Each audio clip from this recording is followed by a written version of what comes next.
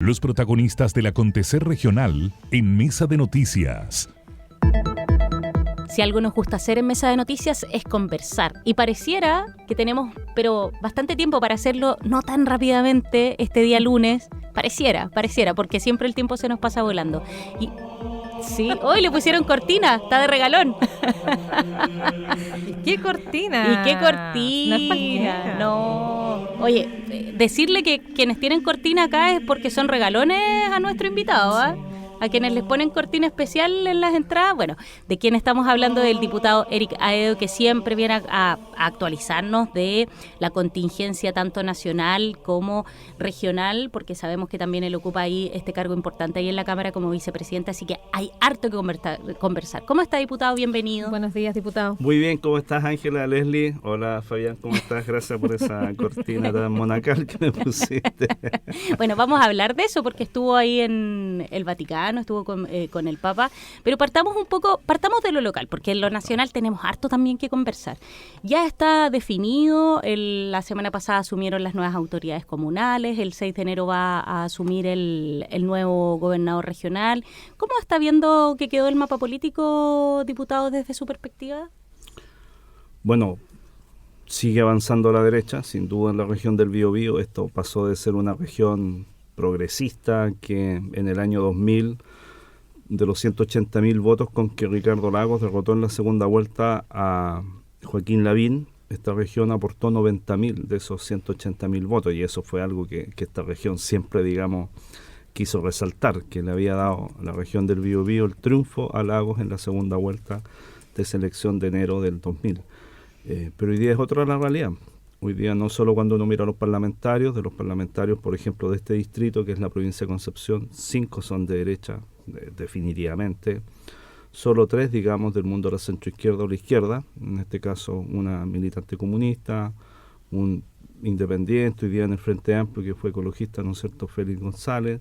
Y bueno, yo desde la democracia cristiana, pero los otros 5 son de derecha, y eso ha seguido ese avance en los municipios. La democracia cristiana fue derrotada en Tomé a manos de la derecha. La democracia cristiana fue derrotada en Penco a manos de la derecha. La democracia cristiana fue derrotada en Concepción a manos de la derecha. Y fue derrotada en San Pedro de la Paz, aun cuando era independiente, ¿no es cierto? Pero todo el mundo entendía que había estado vinculado por años a la democracia cristiana. También fue derrotado por la derecha. Y yo creo que eso hacía tan absurdo en un minuto, si solo me permite recordarlo, que gente de la democracia cristiana en Concepción haya estado al lado de la candidatura de quien se autodenominaba el soldado de Maduro. Era decir, no entender nada de lo que estaba sucediendo. Yo di mi opinión pública, dije que eso era una locura. Bueno, y la votación me dio la razón. Pues mi apuesta con Pepe Out fue que iba a ser derrotado 70-30 y fue 73-27. O sea, incluso fue mayor de lo que yo estimaba.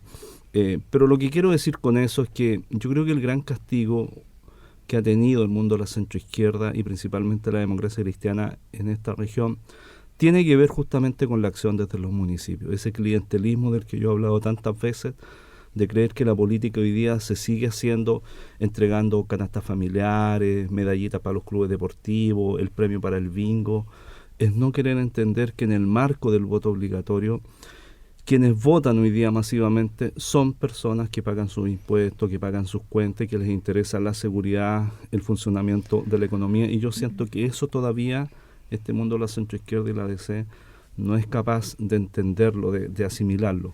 Y eso da el resultado que se entregó en estas últimas elecciones. Yo quiero ser bien autocrítico en esto porque me parece que si no lo entendemos, la verdad es que se van a seguir equivocando una y otra vez. La democracia cristiana, por ejemplo, en esta región, finalmente quedó con 2 municipios. 2 municipios que suman 15.000 habitantes, Quilaco y Quilleco. O sea, con la fuerza que tenía la democracia cristiana acá. Entonces yo creo que no solo la democracia cristiana, el mundo de la centroizquierda, el mundo de la izquierda igual, si no entiende que el clientelismo hoy día no es suficiente, la verdad es que yo creo que las vamos a seguir pasando mal si no le hablamos a las personas de los temas que realmente les interesan. Seguridad ante todo, y seguridad no que te asalten. La gente hoy día lo que tiene temor es que te maten. Ese es el temor que tiene. Lo segundo, los temas económicos. La gente le interesa el desarrollo económico.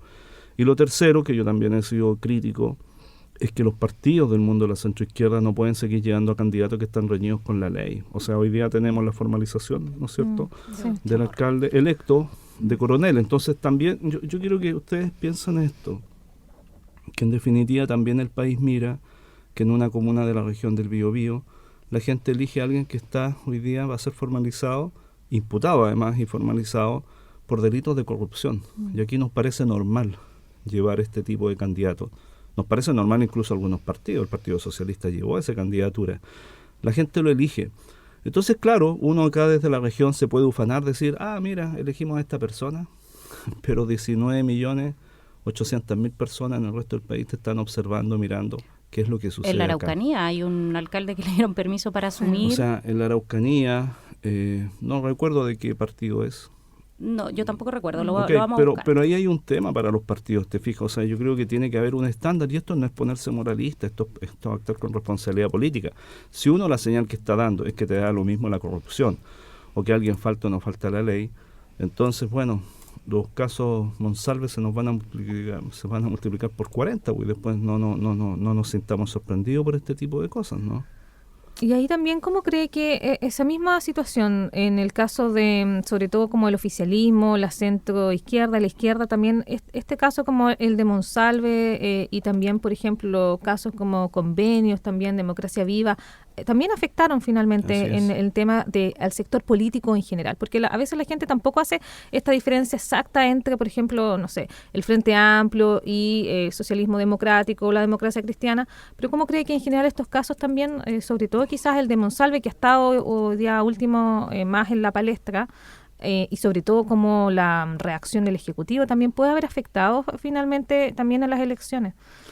O sea, afecta porque, en definitiva, yo creo que afecta al sistema político en su conjunto, pero obviamente que afecta más al origen de dónde es esa persona, ¿no es cierto?, que está en esta condición. Y el origen de Monsalve es desde el Partido Socialista, es desde el socialismo democrático, es el oficialismo.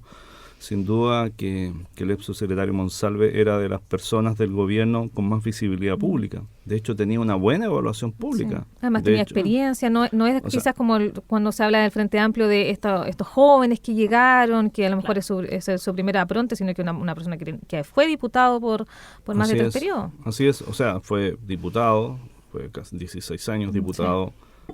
Tenía experiencia política, fue director de servicio, pero obviamente que la acusación que recibe es brutal, pues es una acusación de abuso sexual y violación. Pero además a eso se suma, ¿no es cierto?, la incomprensible decisión del gobierno de mantenerlo 2 días en su cargo, cosa que el gobierno hasta el día de hoy es incapaz de explicar, nadie lo ha podido explicar. Digamos de manera fehaciente, dice, bueno, viajó, se le dio el espacio para que le avisase a su familia, pero de verdad que fue una decisión bastante irracional dejarlo 2 días en su cargo, porque al parecer lo que hizo en esos 2 días fue tratar de mover todo el aparataje del Estado para encubrir su situación. ¿No fueron suficientes las declaraciones de Carolina Toá en la comisión investigadora, donde ahí hace un poco de mea culpa? O sea, hace un mea culpa. Dice también que ella no participó de la decisión de que Monsalve viajase hasta la región del Biobío. Yo creo que eso es como el elemento más contundente de todo lo que dice. Pero ¿cuál fue la toma de decisión? ¿Por qué se decidió dejarlo 2 días más en su cargo? Eso no está suficientemente explicado. Y yo creo que lo que cabe a la moneda en ese caso es decir, ¿sabes qué? Nos equivocamos. O sea, yo escuchaba al presidente de la República y eso lo valoro de él. Muchas veces el presidente se ha equivocado y ha dicho con toda libertad después, ¿sabes qué? Me equivoqué. Y sigue adelante. Y yo creo que en este caso el gobierno se equivocó. O sea, es irracional lo que hicieron. Porque dejaron a alguien con todo el poder de dirigir las policías, sea Carabineros, la Policía de Investigaciones, a los equipos de inteligencia durante 2 días mientras estaba esta acusación que es brutal. Si esto no es que te llevaste un chocolate a un supermercado, aquí lo que te están acusando es que violaste a una persona, a una mujer, y que abusaste además después de esa situación, y además que al parecer utilizaste tu poder para tratar de encubrir esos hechos, porque si yo voy a revisar, ¿no es cierto?, las cámaras, las imágenes, ¿qué estoy tratando de hacer? El sentido común, apliquémoslo. Quiero ver si en realidad me comporté bien o en realidad quiero tapar el hecho. Yo creo que es más bien tapar el hecho. Eso obviamente que lo tiene que investigar la justicia, pero yo creo que en el sentido común de todos los chilenos lo que se instaló es eso, y por eso también nos golpeó sin duda, en las elecciones pasadas. Ahora, con respecto a otro tema que estamos acá, bueno, afecta a todas las regiones, pero finalmente también se ha levantado muy fuerte acá en la región del Biobío, que tiene que ver con el presupuesto de los gobiernos regionales. ¿Qué ha pasado ahí, diputado? Porque en el fondo hay también una especie de contradicción incluso entre lo que dicen los gobernadores, que les comentaron en esta reunión también que tuvieron la semana pasada, y lo que después dice el ministro Marcel respecto a un error de cálculo que hacían los gobernadores de por qué hoy día no están recibiendo finalmente parte del presupuesto desde agosto en algunos casos también. En la región del Biobío estamos hablando de 35.000 millones, que hay afectación básicamente también a finalmente pagos que no se han podido hacer de proyectos que ya se concretaron. Entonces, ¿qué ha pasado hoy? Porque estamos hablando de varios meses, estamos terminando ya el 2024 y no se entregan estos recursos. A ver, yo creo que hay una combinación de cosas y acá, si tú me permites, les hacer un poco de memoria. Yo la primera vez que le expresé al presidente de la Asociación de Gobernadores Regionales una situación compleja en el tema no de convenios todavía, porque no aparecía esa situación, pero sí como los gobiernos regionales estaban entregando recursos de manera bastante indebida a distintas organizaciones, fue en abril del año 2023, y se lo dije al presidente de aquel entonces, que era el gobernador Díaz, Ricardo Díaz, de Antofagasta. Luego y estaba él acompañado de alguien, de Jaime Pilosky, que era un asesor. Luego yo lo volví a reiterar en una reunión que fue este año, debe haber sido en el mes de julio probablemente, o antes, o un poco antes, en la presidencia de la Cámara de Diputados. Yo estaba junto a la presidenta de la Cámara y se lo expresé nuevamente a Mundaca, que era en ese minuto el actual presidente de la asociación, y estaba acompañado otra vez de Jaime Pilosky, y yo le recordé que estando el año pasado Pilosky presente, yo había planteado el mismo tema. Entonces, ¿por qué se lo planteaba? Porque yo veía ya desde el 2023 con mucha fuerza que los gobiernos regionales estaban entregando dinero para cualquier cosa menos para el desarrollo regional. Ahora, si ustedes me permiten decirlo, y piensen en todas las regiones, no solo en la del Biobío, pero como vivimos acá, díganme ustedes, luego de elegir al gobernador regional, ¿cuál es el proyecto que uno podría decir que es de alto impacto o que le cambió algo la fisonomía a la región del Biobío con un gobernador regional elegido? Se valora su despliegue territorial, sí. Ya, pero estamos hablando de los dineros. Sí. Pero destinados a obras que a lo mejor no son tan grandes, pero sí apuntando a la masividad, puede ser, ¿o no? Estoy tratando de ser un poco abogado del diablo. No, pero por eso, pero si yo te digo, retrucando, tú me estás entrevistando, pero yo digo un retruco, pero ¿qué es el proyecto por el que es conocido la región del Biobío hoy día, si lo llevamos a eso? Los puentes podría ser, pero no es una obra que tenga que ver el gobierno regional. No, desde el gobierno regional. No. Sin duda el caso Lencería. Eso es lo que se instaló. Y en Antofagasta lo que se instaló fue Democracia Viva, y en la Araucanía lo que se instaló fue el Manicure.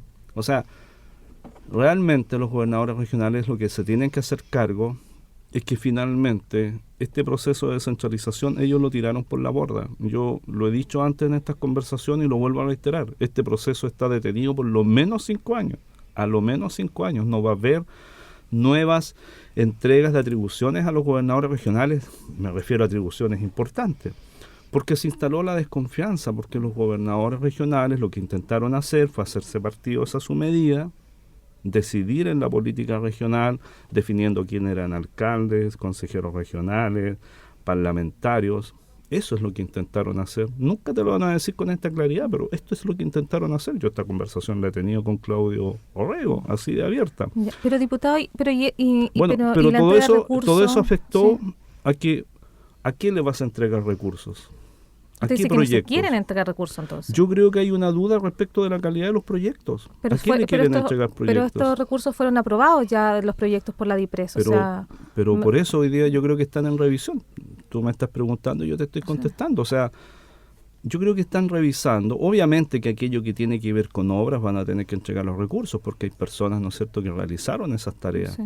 Pero yo también me pongo en la situación hoy día de la propia directora de presupuesto con estrechez económica, viendo cuál es la tipología de proyectos, qué es lo que se va a pagar.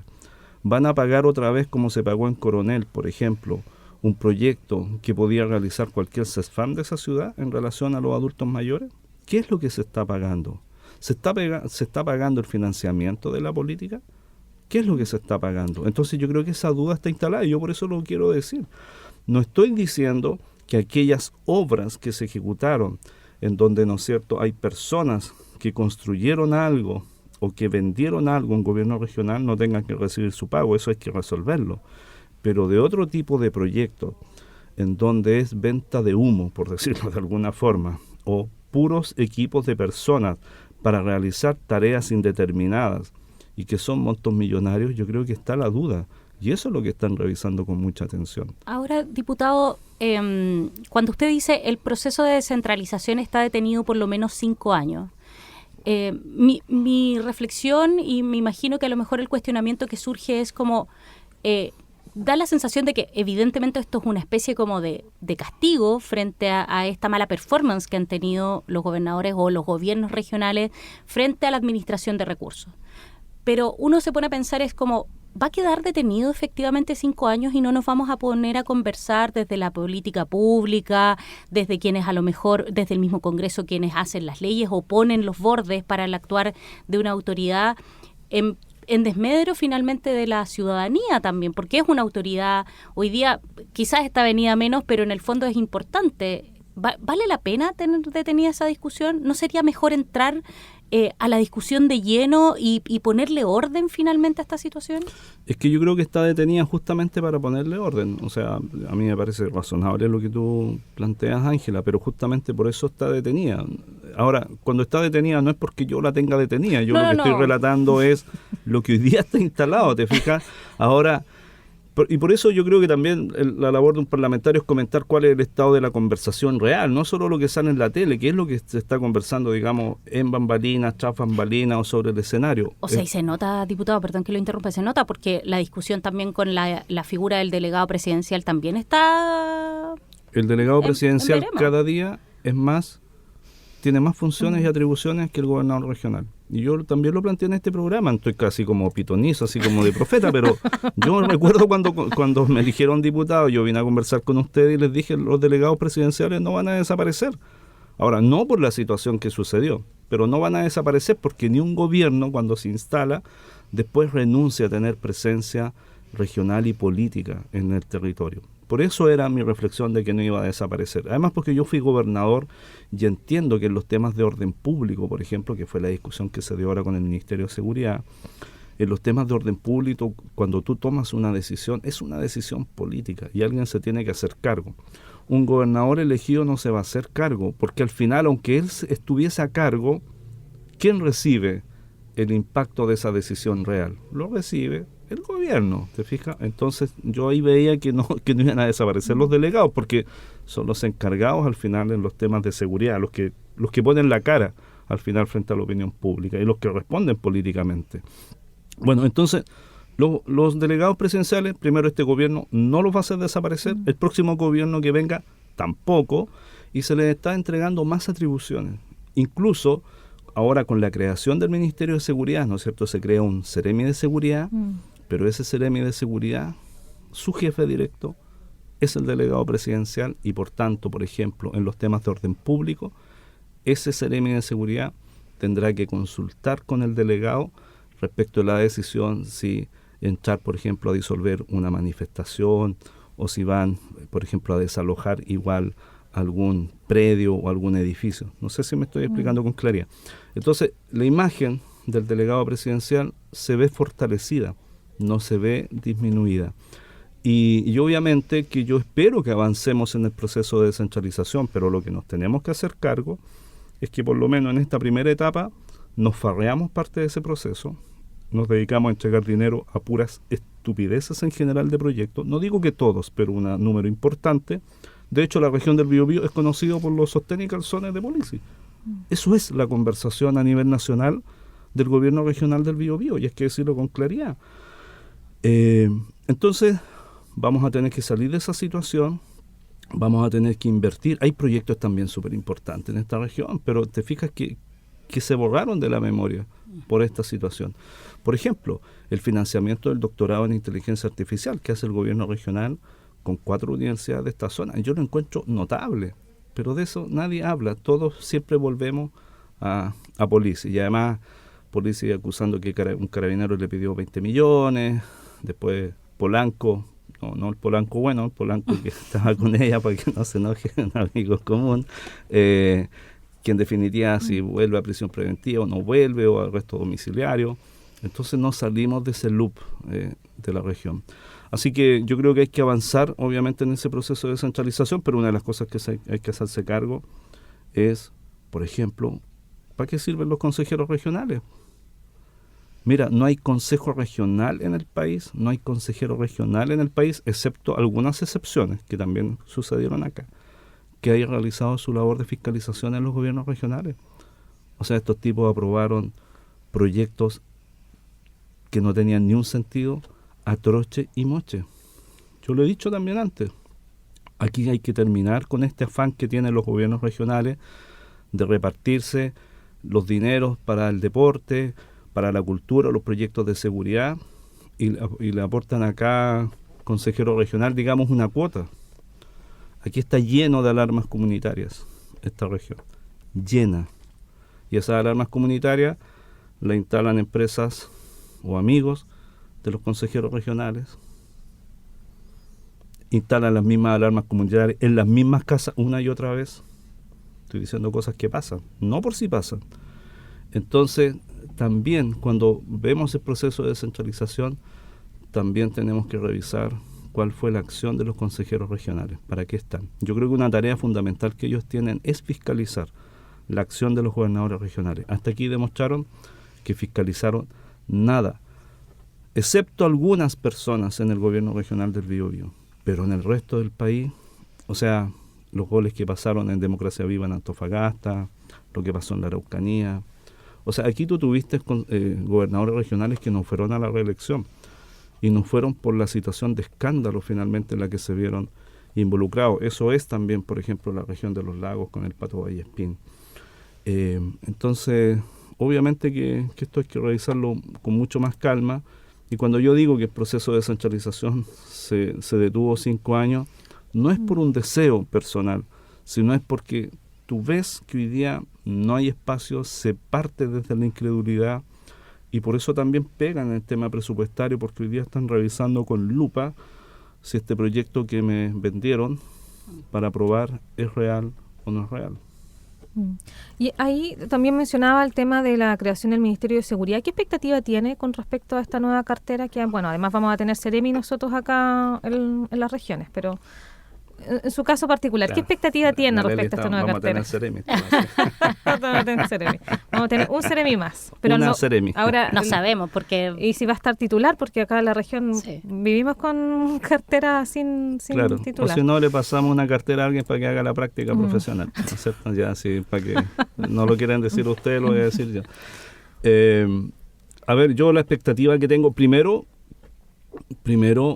que yo creo que es bien interesante que en un gobierno de izquierda, porque así se define este gobierno, no de centro-izquierda, de izquierda, finalmente hayan avanzado en la necesidad de crear un Ministerio de Seguridad, que es un proyecto que inició el expresidente Piñera. Yo también quiero recordar eso, porque no es que esto no es nuevo ahora. No es nuevo, pero yo de verdad me alegro que ese mundo de la izquierda haya tomado un proyecto que era de Piñera, y que sobre ese proyecto se trabajó, y este gobierno incorporó que la seguridad es hoy día una necesidad muy, muy importante y deseada por los chilenos.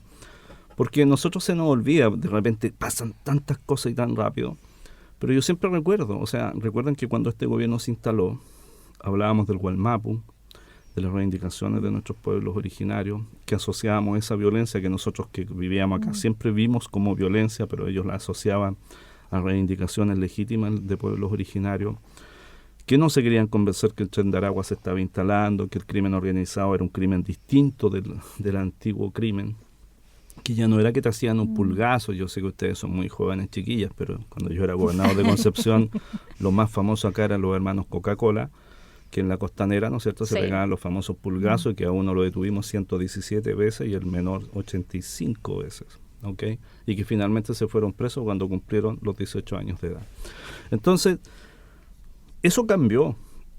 porque ese era un pulgazo, era casi, si uno lo mira hoy día en la perspectiva desde hoy, era casi inocente ese tipo de asalto. Sí. Comillas, era inocente. Lo hemos conversado también ¿no es aquí, cierto? cómo ha ido cambiando la tipología Ahora del es crimen. violencia. O sea, ahora hay gente acá, en nuestra región, pero también en la región metropolitana, a la que han degollado por el hecho de degollarla, sin robarle absolutamente nada. Estoy relatando un caso, incluso que es un primo de una colega, que es diputada, que fue degollado en la Alameda, en el sector de la Reja en Santiago, sin robarle absolutamente nada. Fue simplemente el hecho de ejercer la violencia.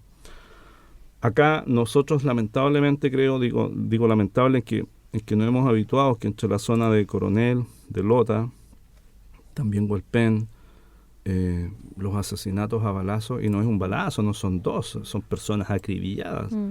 O sea, ese es el crimen que estamos hoy día enfrentando. Yo siempre hago el mismo ejercicio. ¿Quién de nosotros se atreve a salir al centro de Concepción a las 9 de la noche? Anda re poca gente. Nada, aparte de los cafés con pierna abiertos en O'Higgins, pero ¿quién sale? Está casi prácticamente muerto el centro de la noche. O sea, a mí me ha tocado salir de reunión en la tarde y es un descampado, además oscuro, una sensación de inseguridad impresionante. Pero no es solo Concepción, es la región, pero también si tú estás en la región metropolitana es lo mismo, excepto algunos barrios. Pero si tú te tratas de pasear por el centro, no es. Entonces, claro, uno lo va comparando. Yo tuve la oportunidad ahora, a raíz de la música, nuevamente, ¿no es cierto?, estar en Roma, en el Vaticano. Tú caminas súper tranquilo. Acabo de ir a Buenos Aires, aquí al lado. Súper tranquilo. Una sensación de seguridad. ¿Por qué hemos perdido esa sensación de seguridad en nuestras ciudades? ¿Te fijas? Yo creo que ahí es porque hemos hecho algunas discusiones que son bien absurdas. Las calles son para los ciudadanos. Y al crimen organizado y a la delincuencia hay que combatirla con toda la fuerza de la ley. Y toda la fuerza de la ley incorpora también el uso de la fuerza. Incorpora el uso de la fuerza a las armas. Y esas discusiones en este país y en esta región las tenemos que dar de esta forma, porque si no, caemos en un buenismo que finalmente lo que tiene como resultado es que nadie, en general de nosotros, anda a las 9 de la noche, a las 8 de la noche en el centro de la ciudad, y la sensación de inseguridad es brutal. En el centro y también, ¿no es cierto?, en los sectores donde vivimos, que esto no es solo, estamos hablando de las poblaciones, digamos, con gente de escasos recursos, estamos hablando que en general donde vivimos sentimos la misma inseguridad. Entonces, eso es lo que tenemos que recuperar. Entonces, yo espero que el Ministerio de Seguridad haga estas discusiones de esta forma, que haya una mejor coordinación con las policías y que avancemos también en una ley de inteligencia. Yo creo que la parte que todavía nos queda coja es tener un sistema y un servicio de inteligencia de calidad en el país, y que la izquierda y la centroizquierda, cuando hable de inteligencia o de servicios de inteligencia, no se imagina la DINA, no se imagina la CNI, sino que un servicio de inteligencia es un sistema que el Estado de Chile necesita para anticipar los movimientos hoy día de este crimen organizado. No estamos hablando solo del terrorismo, estamos hablando que el crimen organizado hoy día contrata personas, maneja mucho dinero, tiene control territorial, eso es evidente hoy día. A veces hace la pega que el Estado no hace, desde las canastas, pasa plata para que alguien se opere, eso pasa en las poblaciones hoy día, y tiene un uso de arma y de fuerza enorme. Si aquí Carabineros, cuando se enfrenta con un revólver, se enfrenta a personas que tienen armamento automático, no estamos hablando de pistolas, estamos hablando de fusiles automáticos. Entonces, yo creo que en esa parte también nuestro sistema de inteligencia tiene que mejorar. La ANI, como está hoy día, no sirve. Eso te lo dicen todos, no así abiertamente, pero en las conversaciones que uno tiene, todo el mundo dice que la ANI no sirve, o sea, no da el ancho para el desafío que tenemos. Entonces, yo le sumaría al sistema o al Ministerio de Seguridad un sistema de inteligencia rápidamente, y que obviamente el CEREMI o la CEREMI que nombren de seguridad no sea, digamos, solo burocracia, sino que un plan efectivo, por ejemplo, para recuperar el centro de la ciudad. O sea, si yo tengo un Ministerio de Seguridad que el primer plan que hace es recuperar el centro de la ciudad para los habitantes, yo creo que con eso ya tenemos harto avance. Sabíamos que el tiempo se nos iba a pasar, pero volando, nos quedaron No varios hablamos temas. ni del Papa, ¿viste? No, sí, eso que pusimos, Saludos, Mendoza. sí, pero, Y bendiciones. dijo. pero suponemos que lo vamos a tener antes que termine 2024. Sí. Absolutamente, poquito. cuenten con eso. Sí. Eh, Sabemos que ahora cuenten se puede con ir eso. más tarde a sus labores. Sí. La verdad que ha Semana estado súper distrital también. intenso. Sí. Bueno, mire. ¿Cuándo toca semana distrital? Esta semana y la siguiente son de trabajo en el Parlamento. Y yo les cuento, o sea, a mí me toca harta pega ya igual con el tema de la vicepresidencia. Y obviamente ahora va a ser más intenso porque va en las próximas semanas Carol Cariola, que es la presidenta, va a tomar su prenatal y por tanto va a ser más intenso. Pero las 2 últimas semanas de diciembre yo voy a estar acá, esas 2 semanas. Así que espero de verdad venir a acompañarlas y para mí siempre es un gusto estar con ustedes conversando. No, para nosotros igual, diputado. Aparte que ahí nos ponemos al día en toda la actualidad Claro. y en los temas. Y Así si hay algo que digo que no les gusta, ¿para qué me invitan si saben que no me No, pongo? nos gusta todo, no, nosotros no, con Leslie no tenemos ningún complejo, con Sí, para tomarlo con humor un rato. Me gusta No. lo que dice. Sí. Sí. ¿Para qué me invitan? ¿Para qué me invitan si saben cómo me pongo? Si ya lo conocemos ya. Diputado, gracias por Gracias. acompañarnos este lunes. Gracias. Que esté muy bien. Chao, chao.